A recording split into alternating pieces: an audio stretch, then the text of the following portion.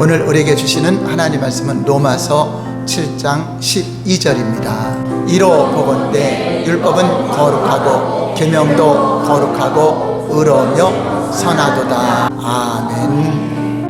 오늘은 율법과 율법주의라는 제목으로 은혜를 나누겠습니다. 우리에게 주신 율법이 어떠한 역할을 하며 또 율법주의는 무엇인가 우리가 잘 알아야 잘못된 신앙으로 빠지지 않게 되는 것입니다. 하나님은 공의의 하나님이십니다. 율법은 하나님의 공의의 법으로 우리에게 주신 것입니다. 율법은 하나님의 선하심과 인간의 죄악을 드러내게 하십니다. 율법으로 볼 때 하나님은 선하고, 율법이 거룩하고 선하고 온전하다고 하는 것은 하나님을 말씀하는 것입니다. 하나님은 거룩하시고 온전하시고 선하시고 그것을 율법을 통하여 하나님을 나타내 주시는 것이고, 또 거기에 비춰볼 때 우리 인간은 죄악으로 가득한 상태가 되었다라는 것을 우리에게 가르쳐주고 있는 것입니다. 율법이 있기 전에도 하나님이 이 땅에 믿는 자들에게, 이스라엘 백성들에게 율법을 주시기 전에도 죄가 있었어요. 아담의 범죄 이후로 그 원죄가 있었고 모든 사람들에게 죄가 있었으나 법이 없을 때는 죄를 죄로 여기지 아니하더라. 로마서 5장 13절 볼까요? 시작. 제가 율법이 있기 전에도 세상에 있었으나 율법이 없었을 때에는 죄를 죄로 여기지 아니하였느니라. 그래서 법이 없을 때는 죄가 있었으나 죄인 줄 모르고 살아가요. 그래서 하나님은 율법을 통하여서 우리가 죄인인 것을 깨닫게 하시는데, 하나님은 은혜의 복음을 주시기 전에, 은혜의 복음을 주시고 예수 그리스도를 보내주시기 전에 우리 인간이 모든 사람이 죄인이라는 것을 깨닫게 하기 위해서 먼저 율법을 보내주신 것입니다. 그래서 율법의 용문은 죄를 깨닫게 함으로 사람이 죄인인 것을 인정하라고 주신 것입니다. 로마서 3장 10절에 율법이 결론을 냈습니다. 율법의 결론을 볼까요? 시작. 기록된 바 의인은 없나니 하나도 없으며. 하나님이 율법으로 세상을 진단해 보니 의인은 하나도 없다.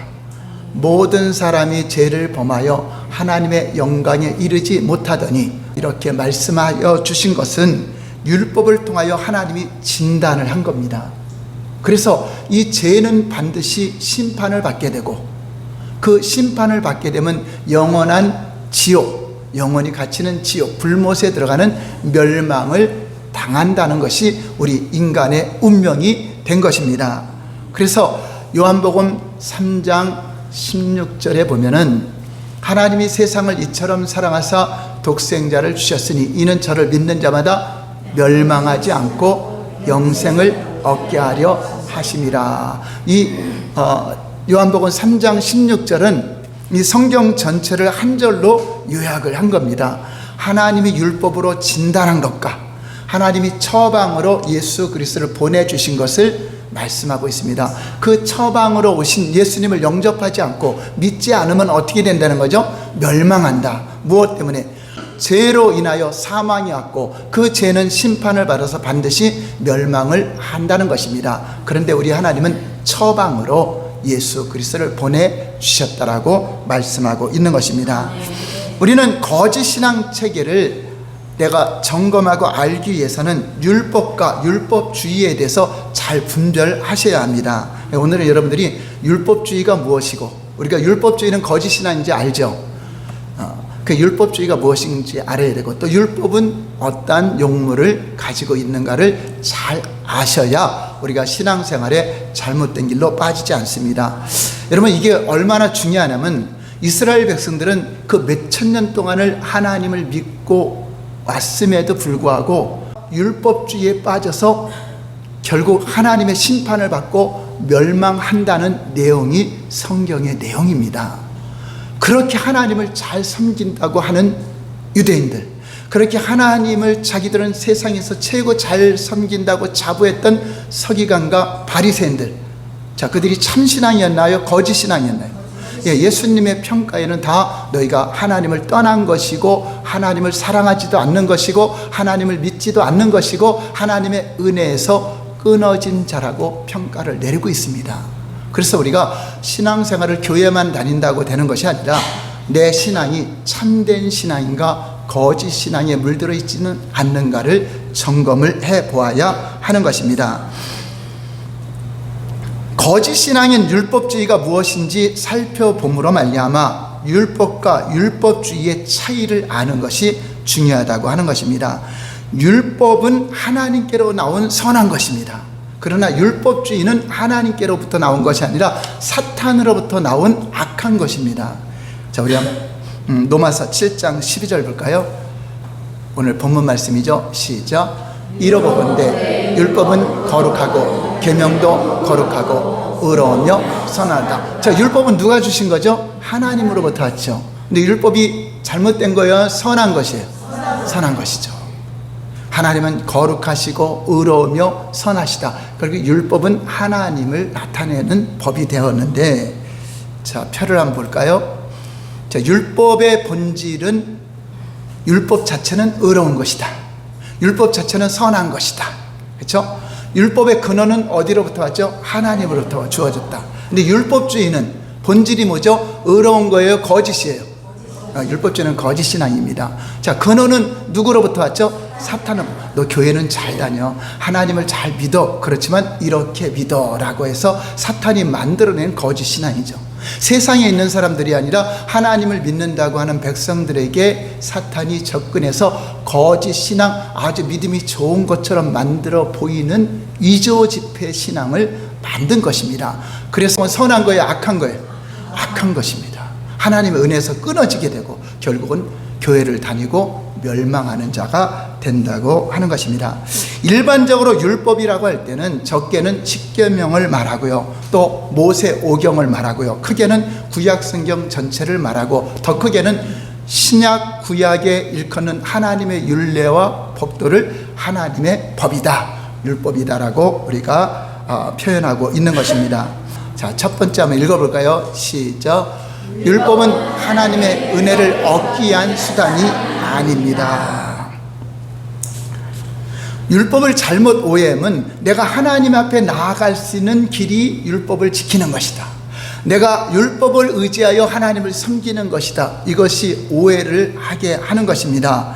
율법을 이해함에 있어서 가장 중요한 한 가지는 하나님이 율법을 주신 목적을 알아야 돼요.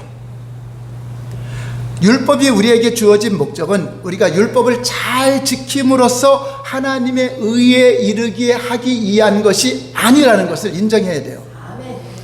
심지어 구약에서도 하나님은 이스라엘 백성들에게 율법을 먼저 주시고 그들이 율법을 잘 지켰을 때 그 대가로 구원했어요? 율법을 주시기 전에 구원했어요? 그렇죠? 이스라엘 백성들을 애굽에서 구원해서 가나안 땅으로 가게 하는 것이 하나님의 뜻인데, 자, 율법을 줘서 율법을 지키기 위해서 구원했어요? 은혜로 구원했어요.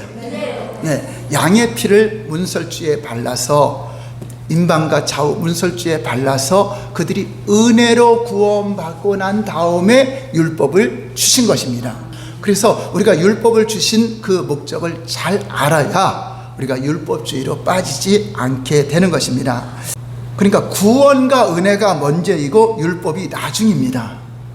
그래서 율법은 어느 때에도 구약시대나 신약시대나 하나님의 은혜나 의를 얻기 위한 수단이 아니다 하는 것을 여러분 잘 기억하셔야 돼요. 사람들이 율법을 통하여 의를 얻기 위한 수단으로, 또 율법을 통하여 하나님의 은혜를 받고 내가 율법을 잘 지킴으로써 하나님께 인정받아서 어떤 하나님의 은혜를 받으려고 여길 때 그것이 율법주의가 돼요. 그것은 심각한 결과를 초래해야 돼요. 우리가 볼 때는 신앙이 좋은 것 같죠.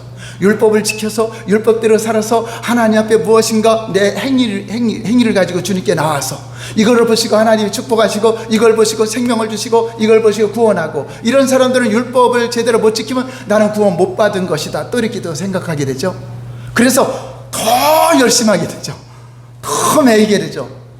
다른 사람과 비교할 때는 아주 믿음이 굉장히 좋은 사람으로 평가될 수 있고 자기 자신들도 율법주의자들은요, 자기들이 신앙이 가장 최고라고 여깁니다. 그리고 이단들 보면 어떤 율법주의로 어떤 행위를 강조하는 또 그런 교회도 많이 있습니다.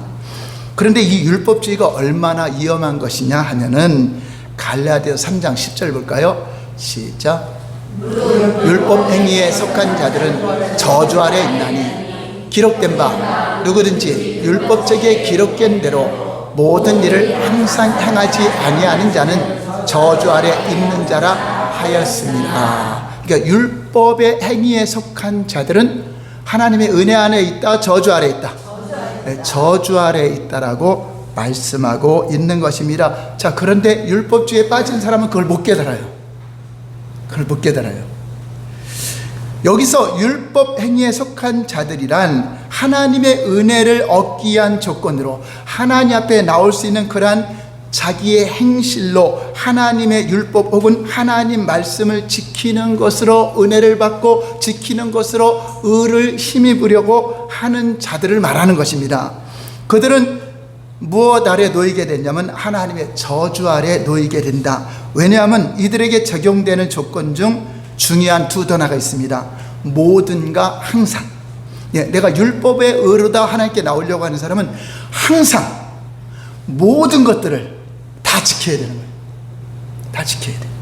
하나만 어겨도 그것은 정죄를 받아요. 율법이 그래요. 이처럼 우리가 하나님의 법도 하나님 말씀을 잘 지킴으로써 그 공로로 하나님 앞에서 의롭다함을 얻으려고 할 때 오히려 그 사람은 은혜가 끊어지고 저주를 받게 된다고 하는 것입니다. 율법을 지키는 것을 의지하는 자들은 모든 하나님의 말씀, 하나님의 법을 다 지켜야 돼요. 항상 지켜야 돼요. 모든 걸 지켜야 돼요. 결국 인간이 지킬 수 있어요? 그래서 버림받게 됩니다. 그래서 저주 아래 가는 거예요. 이거는 일반적인 사회에서도 마찬가지입니다. 평생에 어릴 때부터 남의 거 훔치지도 않고 욕을 한마디도 한 적도 없고 남에게 해를 준 적도 없어요.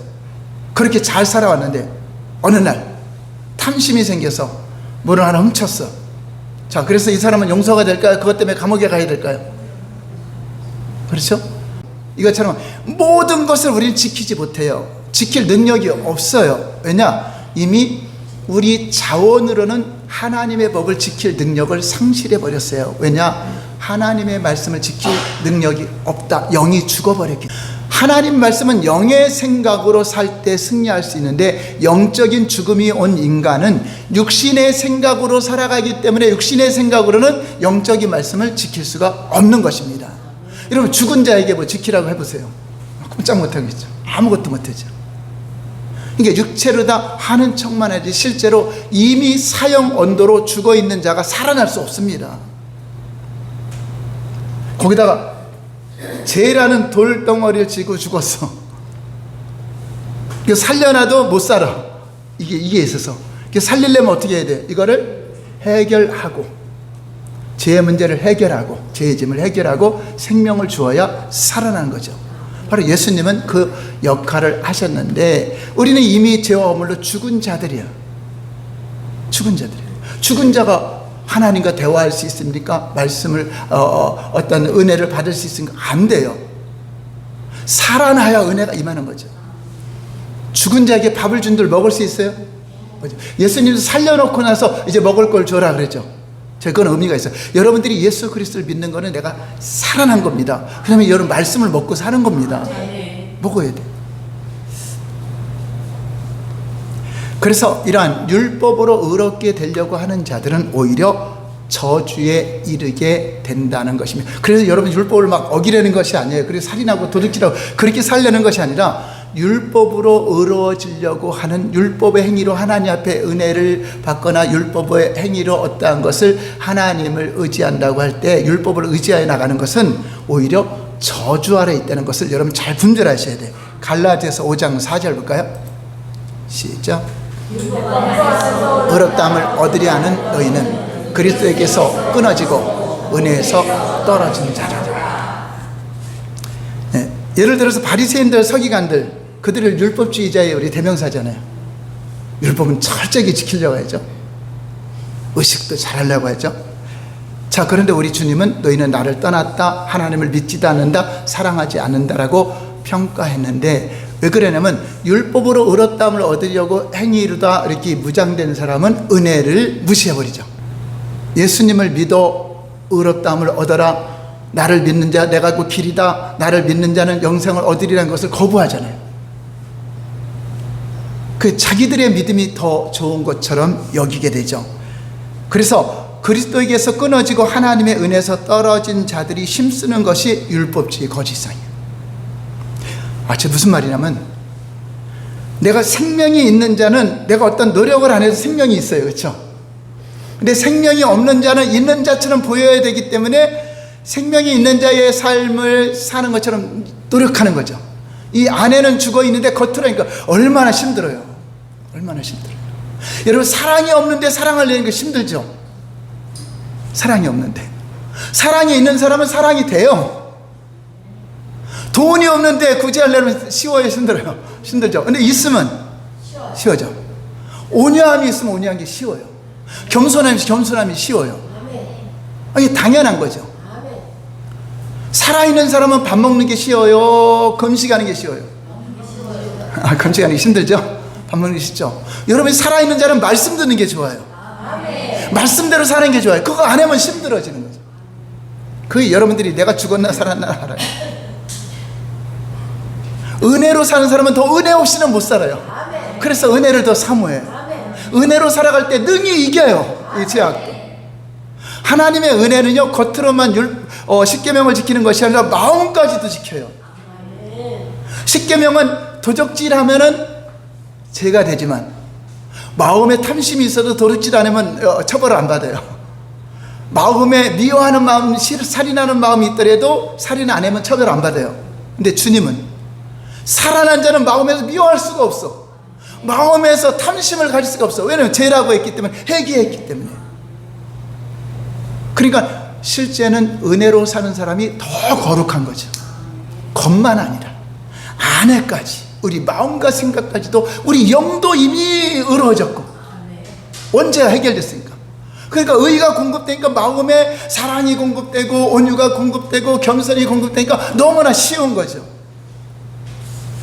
이런 신앙생활 어렵다고 하면 이게 죽은 자야. 죽은 자는 밥 먹는 거 어려워요. 걸어가자 하는 것도 어려워요. 안 돼요, 안 돼. 마음이 원해도 안 움직여지죠. 죽었기 때문에. 그래서 그들은 하나님의 십자가의 복음과 그 은혜를 믿지 못하기 때문에 율법의 행위로 하나님 앞에 자신은 남들보다 비교해서 더 의로운 자 같고 더 하나님 잘 믿는 자 같지만 외식하는 겁니다. 외식.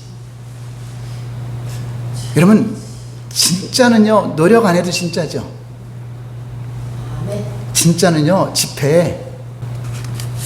이게 진짜 집회예요. 이거 이주 집회 아니야. 이 꾸겨져도 집회예요. 그렇죠? 같이 있어요, 없어요?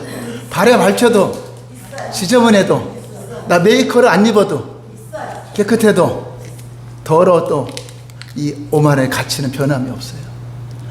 가짜는 아무리 빳빳하게 다리미질하고 메이커 옷을 입히고 아무리 사는 거 해도 눈을 볼 때는 진짜같이 보이죠. 그게 가짜란 말이에요. 우리는 명품도요, 가짜가 있더라고요. 근데 가짜가 진짜 같아. 저는 뭐 아무거나 진짜도 구별 못해. 아마 여러분들 진짜 갖고 다녀도 저기 길거리에 샀나 보다 그렇게 생각하지, 저는 뭐 좋게 안 봐. 제가 모르니까. 가짜가 더 진짜처럼 보이려고 하기 때문에 율법주의가 나오는 거예요. 자기가 끊어졌으니까 괴로우니까 그거라도 해야 마음이 좀 편하는 거예요. 뭔가 행동을 해야 이게 좀 구원받은 것 같고, 안 하면 괴롭고, 다 자기 십자가의 복음의 기준이 아니라 자기의 행위의 기준이니까, 이런 사람은 뭔가 신앙이 나태해지면 뭐를 더해져? 더 율법적인 행위, 더 어떤 의식, 여기에 철저히 해줘. 왜냐? 가짜니까. 가짜니까 이거 정교하게 그려야 되잖아요. 진짜는요, 꾸겨지던 뭐야 돼. 이건 진짜야. 여러분, 이런 자유함이 있기를 예수님 이름으로 축원합니다. 명품 그리스도인이 돼야 돼요. 진짜 그리스도인, 진짜 명품이지 이미테이션, 가짜가 되면 절대 안 돼요. 신앙만큼은 가짜, 좋아되면 안 돼요. 참 신앙이 돼야 되죠. 두 번째, 율법이 주어진 네 가지 목적을 잘 알면은 여러분들이 그 성도들에게 또 새가족들에게 잘 설명할 수 있어요. 근데 여러분들이 율법주의 신앙에 물들어 있으면 이거 안 들어 못 깨달아요. 못 깨달아요. 자, 첫 번째 읽어볼까요? 시작. 율법은 우리의 죄를 드러나기 위한 것입니다. 예, 법이 없으면 죄인 줄 모르잖아요. 그래서 하나님은 이미 율법이 있기 전에도 죄가 있었어요, 없었어요? 율법은 모세 때 주어졌기 때문에 지금부터 3,500년 전에 주어졌으니까 아담 때부터 죄가 있었어요, 없었어요? 있었어요. 창세기부터 죄잖아요. 창세기부터 모세 오경을 보면은 창세기 그때부터 죄인이라는 것을 우리에게 가르쳐 주잖아요. 자, 그런데 그거를 알지 못하고 멸망으로 가기 때문에 하나님이 우리가 죄인인 걸 깨닫기 위해서 율법을 주신 것이 첫 번째인데, 로마서 7장 7절 볼까요? 시작. 그런즉 우리가 무슨 말을 하리요? 율법이 죄냐? 그럴 수 없느니라. 율법으로 말미암지 않고는 내가 죄를 알지 못하였으니. 자, 곧 율법이 탐내지 말라 하지 아니하였더라면 내가 탐심을 알지 못하였으리라.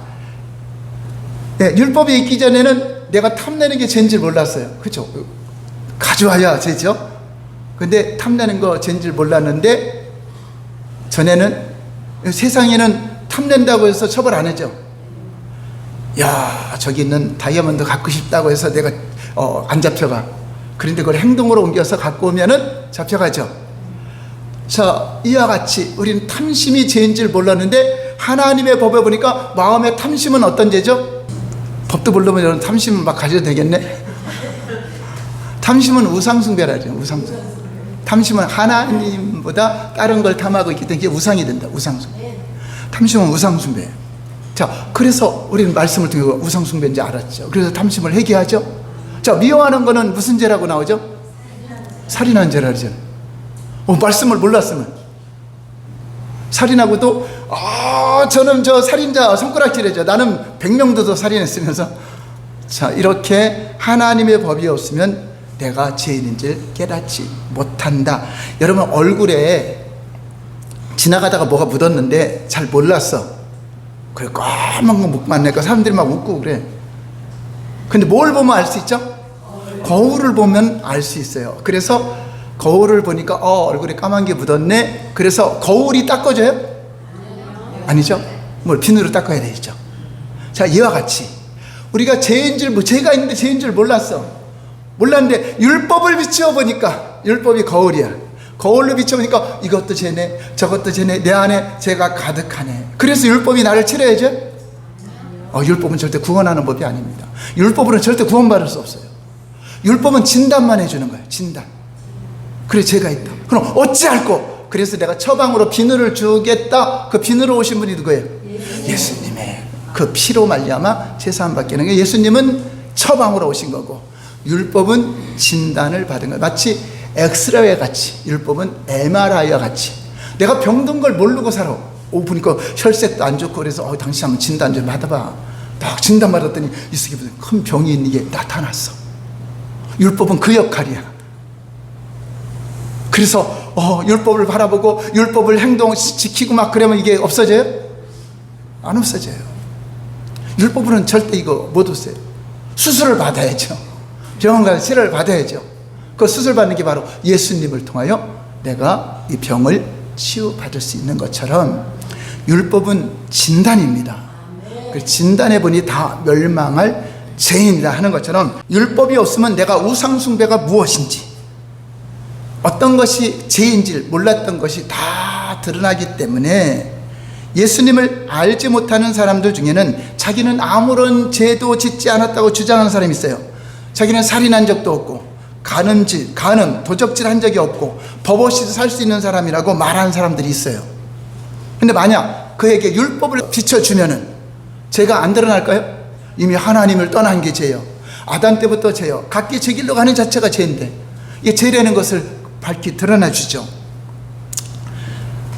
로마서 3장 20절 볼까요? 시작. 그러므로 율법의 행위로 그 앞에 의롭다 하심을 얻을 득체가 없나니 율법으로는 죄를 깨달음이라. 그리고 우리 집안의 청소를 날마다 하잖아요. 저도 원래 이렇게 막 깨끗하게 청소하는 그런 성격은 아닌데 장사모가 머리카락 하나 떨어진 것도 못 봐요. 눈 뜨고 찾아봐도 머리카락 하나 안 보여. 어디 가서. 그래서 내가 이제 화장대에 앉아서 제 머리 막 털고 그러면 떨어지잖아요. 근데 잘 안 보여. 이제 노안이 있어서 그런지. 그러니까 장사모가 여기도 있고 저기도 있고 그럼 또 청소기 들고 왔다 갔다 하면 나보고 해내는 건데 여자 힘으로는 이게 힘들잖아요. 그래서 가만히 있다가 귀찮아 되면 중간 정도만 해주죠. 자, 그렇게 해도 햇빛이 들어오면은 거기 먼지들이 또 이렇게 날리는 게 보여요. 이와 같이 햇빛처럼 율법이 쫙 비춰주면 이 알면 알수록 이 작은 것까지도 괴로워. 근데 전에는 율법이 없거나 그럴 때는 그냥 무시하고 죄짓고 살아도 감각이 없었는데 이제 하나님 믿고 보니까 이 율법을 또 너무나 괴롭죠. 근데 하나님 은혜 가운데 사니까 이제 마음의 생각까지도 이제 작은 거 하나까지도 회개하지 않으면 못 견디게 만들어요. 이게 말씀의 능력이죠. 그래서 죄를 깨닫게 되고 내 속에 죄가 가득하고 나는 걸 알게 되죠. 두 번째는 읽어볼까요? 시작. 심화시키게 한 것입니다. 네, 율법으로 죄를 깨달았는데 더 죄가 죄되게 만든 거죠. 우리 세상 사람들도 양심으로 꺼리끼면 죄라는 거 알죠? 양심으로 아는데 그렇게 크게 안 느끼죠. 근데 율법을 비추어서 이게 죄를 들춰내면 율법은 뭐죠? 죄는 반드시 심판을 받게 된다. 죄는 반드시 죽음이 왔고 심판을 받게 해서 멸망한다. 그러니까 괴로워요, 안 괴로워요? 전에는 그냥 마음의 양심만 그냥 꺼리낌을 가졌는데 율법을 비추니까 너무나 괴롭죠. 죄를 더 심화시키게 돼요. 죄를 더 죄되게 만든다. 로마서 7장 8절 볼까요? 시작. 기회를 타서 계명으로 말미암아 내 속에서 온갖 탐심을 이루었나니 이는 율법이 없으면 죄가 죽은 것입니다. 예, 온갖 탐심들을 갖고 있는데 율법이 없을 때는 그냥 양심의 가책만 느끼고 말았는데 율법이 오니까 이거에 대해서 더 심화가 되는 거죠. 예를 들어서 우리 안에는 이 죄라는 게 원죄가 흘러 들어와서 이 마음속에 있어 욕구가 있죠. 하지 말라면 더 하고 싶고 하라 그러면 하기 싫고 이게 이제 우리 안에 그게 있어요. 그래서 어떤 사람이 담장에 구멍이 뚫려서 사람들이 자꾸만 들여다보니까 글씨를 써놨어요. 구멍을 들여다보지 마세요 라고 써놨어요. 전에 안 붙여 있을 때는 구멍이 있어 그런가 보고 지나쳤는데 그걸 쓴 거 보니까 거기 뭐 중요한 것이 있나 이거 보고 싶은 거죠. 밤이라도 가서 보고 싶은 마음이 생기죠. 이거 하지 말려면 더 하는 것이 이것처럼 바로 율법은 이렇게 우리 안에 이 죄가 죄된다, 이 못 빠져나가기 때문에 이 죄에 대해서 더 심각하게 느끼게 만들다 하는 것입니다. 그래서 그것을 통해서 내 속에 선한 것이 하나도 없구나, 하나님 앞에 보일 선한 것이 하나도 없구나, 나는 아무런 의가 없는 죄인입니다. 한번 따라서 할까요?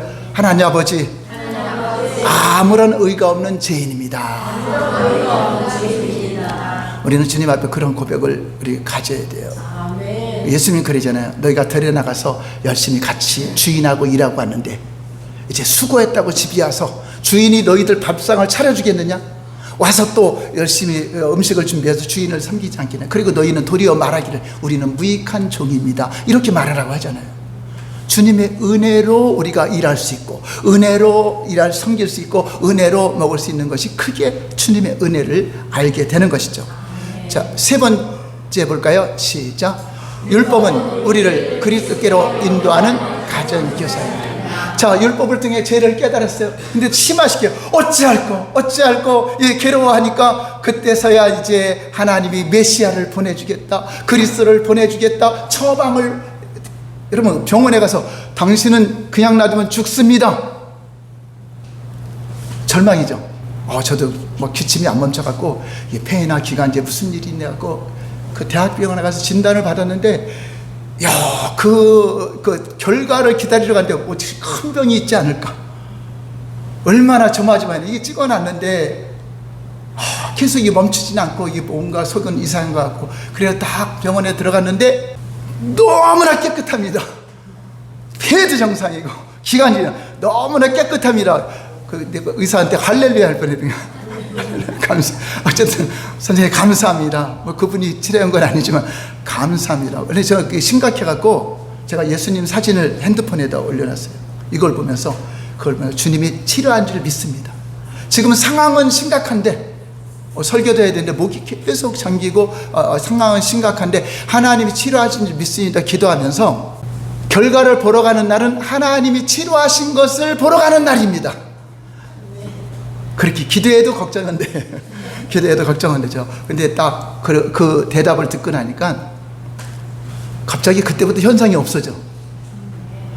이게 마음에 뭔가 이상이 있구나 이 생각하니까 이게 계속 증상이 나타났는데 아무 이상이 없다니까 그때부터 사라져서 전에 얼마나 설교하다가 헥헥거리고 얼마나 많이 그랬어요. 여러분 우리 성도님들은 알 거예요.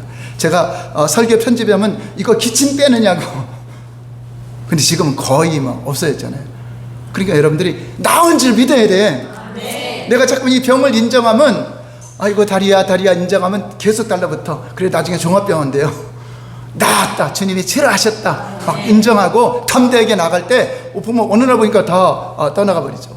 저도 관절도 안 좋았고 무릎도 안 좋았고 발에는 무좀이 가득하고 피부도 굉장히 안 좋았어요. 근데 나았다 그래서 아마 돌 밟는 거를 제가 이제 영상 올려놨는데 지압돌 밟으면서 한 6개월 지나니까 피부가 완전히 어린아이처럼 깨끗해지더라고요. 뭐 무좀은 지금 2년 동안 한 번도 재발이 안 돼요. 그래서 제가 그거 너무나 신기해갖고 그렇게 올려놨는데 조회수는 별로 없지만 지압돌 밟는 거요 이 혈액순환이 최고예요. 모든 장기가 다 살아나. 발바닥에 다 연결돼서 아침에 일어나서 지압돌 밟고 오면 얼굴에 꿀이 흘러. 장사님한테 얼굴에 꿀이 흐른다고 할 정도로 전에요 항상 피부에 버든든하고 손도 해마다 막 갈라지고 그랬어요. 근데 그거 밟고 나서는 진짜 어린아이 소녀 다 모든 피부가 다 그러니까 이 모든 것이 다 활성화돼서 지금 거의 다 정상화되어 있어요. 그러니까 이 모든 것들이 이런 것들이 주님께 기도도 하지만은 우리가 또 여러분 몸도 관리를 해야 돼요. 운동해야 돼요. 전에 믿습니다 기도하면 됐지 막 전혀 관리를 안 했어요. 운동 안 했어요. 도 닦듯이 기도했죠. 체중은 72kg.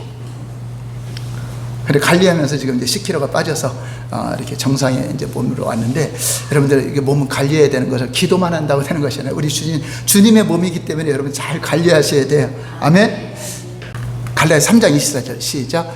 이같이 율법이 우리를 그리스도께로 인도하는 초동교사가 되어 우리로 하여금 믿음으로 말미암아 의롭다함을 얻게 하려 하심이라. 자, 율법이 없었으면 예수님이 와도 왜 필요해? 그렇죠? 내가 죄인도 아닌데 예수님 왜 믿어요? 그렇죠? 근데 율법으로 진단을 받으니까 어찌할꼬 했더니 예수님을 믿으면은 구원받는다. 믿으면은 제사함 받는다. 십자가의 피가 우리의 죄를 사주시는 그러한 능력이다. 피 흘리면은 제사함이 있느니라. 근데 그 피는 죄가 없어야 되는데 하나님이 죄 없는 피가 이 땅에 오셨다. 그 피로 말미암아 우리가 제사함 받고 영생을 얻는다는 그것이 복음이 될까 안 될까? 기쁜 소식이죠. 그래서 복음의 기쁜 소식은 우리의 행위나 어떤 의가 아니라 예수님을 믿었더니 은혜로 제사함 받고 은혜로 구원받게 되는 것입니다. 여러분 가늠하다 현장에서 붙잡혀온 여인이 있죠. 예수님께. 자, 그 여인이 예수님께로 붙잡아온 이유가 뭐죠? 가늠했기 때문에. 근데 가늠한 것이 왜 죄인 줄 알았죠? 율법에 보니까. 근데 성경에는 율법은 가늠하는 죄는 돌에 맞아 죽어야 돼요. 자, 그래서 예수님께 판결을 해달라고 데리고 왔죠. 예수님은 심판 주고 판결할 수 있는 그분의 판결이 옳은 것이기 때문에. 그래서 그 가늠한 여인이 왔는데 죄 없는 자가 돌로 쳐라. 너희들은 죄인이 죄인을 정죄할 수 없다 이 말씀이죠. 그러니까 너도 죄인인데 누구를 정죄하겠냐. 그러니까 양심의 가책을 보고 다 갔어요. 너를 정죄하는 자가 있느냐? 없습니다. 나도 너를 정죄하지 않는다. 우리 하나님은 죄가 없기 때문에 정죄할 수 있어요. 그렇지만 주님은 용서하시는 분이다. 예수님께로 오면 용서가 된다 하는 것을 보여준 것입니다. 그 여인이 예수님께로 온 이유가 율법 때문이죠. 율법이 없었으면 예수님께 안 와서 그냥 가늠하고 살다가 지옥 가는 거죠. 근데 율법 때문에 그가 예수님께로 오게 된 거죠. 근데 예수님은 용서하시죠. 이게 바로 복음으로 말미암아 용서받는 것입니다. 야, 주님이 용서하는데 누가 손가락질한들 무슨 소용이 있겠습니까? 정죄가 안 되는 거죠. 예수님이 나를 용서하시는데 누가 나를 정죄하랴? 정죄 못한다. 자, 그런데 이제 용서 은혜 받았으니까 또 죄 짓고 살아야 되나? 그건 아니잖아요. 이제 다시는 죄를 짓지 말라 한 것은 이제 바르게 살라고 우리 주님이 가르쳐 준 것입니다. 그래서 네 번째, 이거 중요해요. 다 같이 시작. 율법은 하나님의 백성들에게 삶의 규범을 제시하신 것입니다. 그렇습니다. 율법은 그래서 구원받은 자들에게 하나님의 백성으로 살아가는 율례와 법들을 가르쳐 준 것입니다. 우리가 대한민국의 사람은 대한민국 법을 지키며 살잖아요. 이와 같이 대한민국 법을 어긴다고 해서 일본으로 쫓겨나가나요? 아니죠. 제재를 받죠. 벌금을 받던가. 이것처럼 우리가 하나님의 백성들이 이제 율법을 어기거나 죄를 지면은 거기에 대한 징계가 있고 채찍이 있는 것이지, 이것 때문에 정죄받아 지옥 가고 그런 거는 아니다는 거죠. 그래서 율법의 행위로 하나님께 의롭다함을 얻을 육체가 없기 때문에 은혜의 방편으로 삼으면 안 된다. 그러나 우리에게는 윤리와 법도다. 왜냐하면 세상에는 지뢰와 같아요. 지뢰밭이 많이 있어요. 안 보여. 근데 율법, 하나님 말씀에는 일리 가면 음녀에게 빠지면 안 된다, 이단에 빠지면 안 된다, 거짓 선지에게 빠지면 안 된다, 그거 가르쳐 주죠. 그래서 하나님 말씀대로 살아갈 때 지뢰밭을 피해가는 거죠. 피해가서 주님이 명하신 길 따라가는 것입니다. 그래서 우리가 하나님 말씀대로 살려고 할 때 율법이 자꾸 정죄가 될 때 그때 주님께 빨리 항복하고 그때서야 예수님만이 길이시다, 그분을 알게 되죠. 그래서 주님을 영접하고 주님을 따라가고 그 길 따라가면 내비게이션처럼 곁길로 한 거죠. 지뢰밭에 안 빠져요. 근데 곁길로 가더라도 띵동띵동 다시 성령께서 우리를 감동하셔서 하나님께로 인도를 하는 것입니다. 그래서 우리는 구원받을 때도 율법은 없어진 것이 아니라 하나님의 율례와 법들을 잘 지켜감으로 또 그 가운데 약속된 축복도 받고, 근데 이미 은혜로 구원받은 자에게 약속된 축복입니다. 은혜로 구원받은 자에게 다 이룬 복음이 증거가 되는 것이지, 은혜를 거부하고 내 어떤 행위로 어떤 축복을 받을, 그런 육체적으로 축복은 받을 수 있어요, 이스라엘 백성들처럼. 그러나 우리 영적인 축복은 없는 겁니다. 영적인 죽음은 살아나지 못하기 때문에. 저와 여러분들이 율법을 주신 것은 내가 죄인인 걸 깨닫고 어찌할꼬, 그랬더니 율법이 내 손을 붙잡고 누구한테 인데요? 유치원 교사처럼, 초등학교 교사처럼 내 손을 붙잡고 예수님께로 가면 더 제사함 받을 수 있어요. 그래서 예수님께로 왔습니다. 그리고 나서 이제 율법은 규례와 법들을 잘 지키며 살아가는 것입니다. 율법주의는 뭐냐? 이 순서가 바뀌면 율법주의가 돼요. 율례와 법들을 지키기 위해서 율법을 통하여 살아가는 것인데, 여러분들이 이제 하나님 말씀대로 살아가는 것이 율법주의는 아니에요. 은혜를 받았기 때문에 그렇게 살아가는 건데, 근데 이것이 바뀌어서 먼저 1순위로 가면 내가 어떤 행위로 주님 앞에 의롭다함을 얻고 하나님의 은혜를 받는 수단으로 여기면 그것이 가짜 신앙생활이 되는 겁니다. 그래서 우리는 이 순서, 먼저 율법은 나를 정죄해서 주님을 따라가고 주님을 만나고 난 다음에 율법의 율례가 나한테 생활의 법도가 되는 것이죠. 우리는 천국의 시민권자로서 하나님의 말씀과 법도를 따라 살아갈 때 거기에는 놀라운 약속이 있고 거기에는 놀라운 하나님의 축복이 있고 또 곁길로 가다가 잘못된 길로 빠져가지 않는 것입니다. 자, 율법주의와 율법에 대해서 깨달아 주시면 아멘. 여러분들은 서기관과 바리새인들보다 더 위대한 분들이야. 그분은 아무리 설명해도 못 깨달았어요. 자, 요점을 읽고 마치겠습니다. 자, 순서의 중요성이죠. 네 번째가 가장 이뤄가면 반드시 율법주의가 된다. 오늘 말씀의 요점 시작. 율법은 하나님께로부터 나오는 것으로서 선하고 거룩한 것입니다. 율법주의는 사탄에게서 나온 악하고 나쁜 것입니다. 율법은 우리 죄를 드러나기 위한 것입니다. 율법은 우리 죄를 심화시킵니다. 율법은 우리를 그리스도께로 인도하는 가정교사입니다. 율법은 하나님의 백성들에게 삶의 규범을 제시하기 위한 것입니다. 율법을 하나님의 은혜를 얻기 위한 수단으로 여길 때 거짓 신앙인 율법주의에 빠지게 되는 것입니다. 아멘.